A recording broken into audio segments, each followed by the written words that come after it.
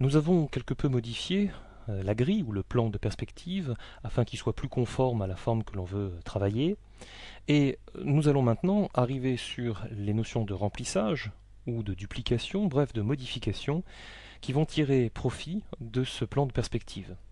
Premier outil simple à utiliser, l'outil pinceau dont on voit les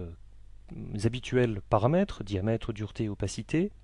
Et lorsque l'on va placer son pointeur sans aucune touche du clavier de gauche à droite sur un plan de perspective, nous allons nous apercevoir que le plan de perspective modifie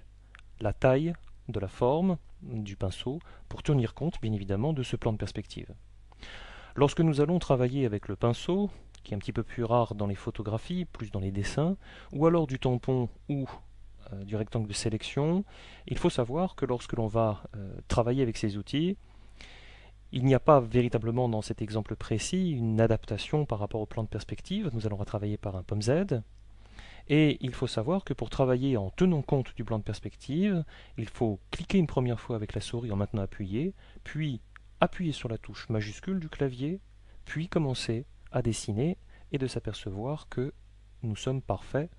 ou en tout cas adaptés au plan de perspective qui est créé. Nous allons rattraper par un pomme Z pour maintenant voir l'outil tampon qui n'a rien de particulier par rapport aux autres outils de tampon, plus principalement le tampon de duplication dans Photoshop, et qui consiste à réaliser du clonage de pixels. Comme toute notion de clonage, il va être nécessaire dans l'image de déterminer par un Alt-clic la source de copie que nous allons adapter précisément entre la fin de la gouttière et le début de la fenêtre, et ceci pour réaliser, en fonction d'un diamètre suffisamment conséquent,